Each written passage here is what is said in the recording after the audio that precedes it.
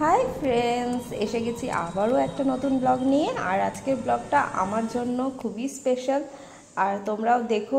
আমার মনে হয় তোমাদেরও ব্লগটা ভালো লাগবে। তো হাজব্যান্ড গেছে ট্রায়াল রুমে, তো আমি ম্যানস ট্রায়াল রুমের বাইরে বসেছিলাম। আমিও তারপরে কটা ড্রেস নিয়েছিলাম। আর ড্রেস এত নিচ্ছি কেন, সেটার কারণ হলো আমরা যাচ্ছি আন্দামান। তারপরে চলে গেছিলাম কদমতলায় এই শর্মা দোকানটা থেকে শর্মা খেতে। এটা বাস স্ট্যান্ডের পাশে খুলেছে। আর 17ই মার্চ আমি নেল পেন্ট পরে ড্রেস আপ করে রেডি। আর আমার আজকে বার্থডে, তো এই বার্থডেতে এই দোলনাটা হাজব্যান্ডের তরফ থেকে আমার জন্য গিফট। এটা আমার অনেক দিনের স্বপ্ন ছিল, যেটা স্বপ্ন পূরণ হলো। আর এই যে কেকগুলো নিয়ে ফটোশ্যুট করছি। এবার কেকগুলোর গল্প বলে দিই। এই ব্ল্যাক ফরেস্ট কেকটা এনেছিল আমার কাকি শাশুড়ি মারা। কতটা মডার্ন বুঝতে পারছো। আর চকলেটটা আমার ফেভারিট বলে এটা এনেছিল। আর এই হোয়াইট ফরেস্ট কেকটা এনেছিল সোনালি নাম লেখা বাংলায় আমার হাজব্যান্ড।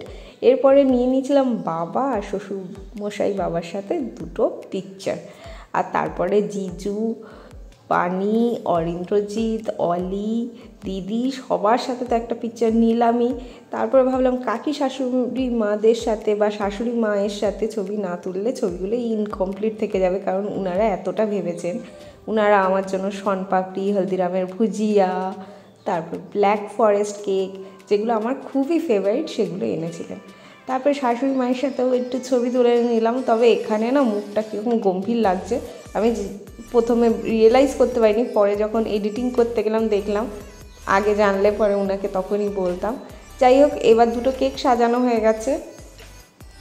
আর বাবা একটা না আমাকে খুব সুন্দর একটা গোল্ডের মঙ্গলসূত্র টাইপস দিয়েছিল, তো সেটা তোমাদের সাথে পরে কোনো একটা ব্লগে শেয়ার করব। দিদি একটা খুব সুন্দর লেদারের ব্যাগ দিয়েছিল, তো এইগুলো না পরে কোনো একটা ব্লগে শেয়ার করব। বার্থডেতে কী কী পেলাম, খুব ছোটো করে বার্থডেটা সেলিব্রেট হয়েছিল।